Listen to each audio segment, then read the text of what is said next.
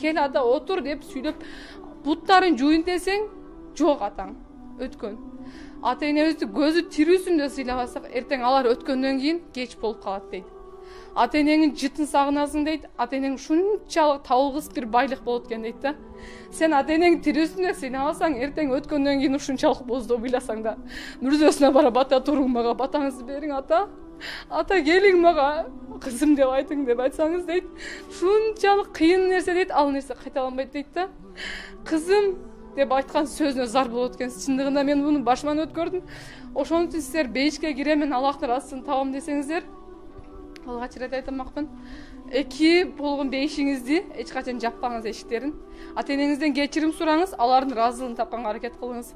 Алардан бир катачылык кетирген болсоңуз, алардан кечирим сураңыз дейт. Пайгамбарыбыздын убагында айтаттыр, бир Умайя деген бир карыя болгон дейт. Анын уулу Килап деген болгон дейт. Килап айтат дейт. Атаке, мен сени ушунча карадым, намазым окудум, зекетимди бердим, ушунча иштерди аткардым дейт. Менин бир гана жумушум калды, мен жихадка чыга элекмин дейт. Ошол нерсеге рухсат бериңиз атаке дейт.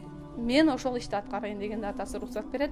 Ал жихадка кетет. Ал убакта Умар падыша болуп турган болот. Кеткенден аз эле убакыт өткөндөн айтат дейт.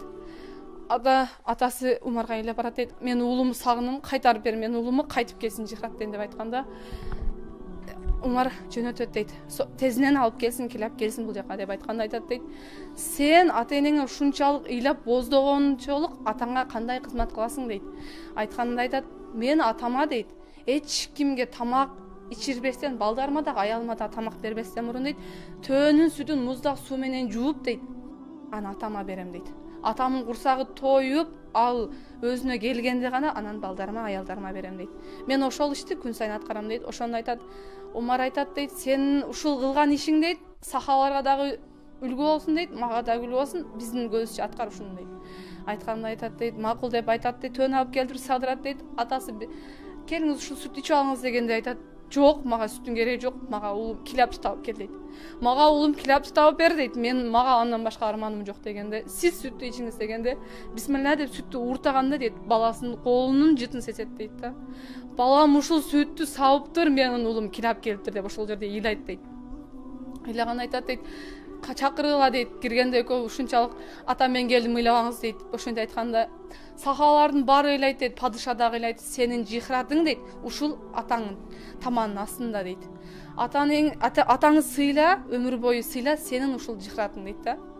Ошондой үлгү биз дагы ошол сыяктуу болойлу, ата энебизди сыйлайлы.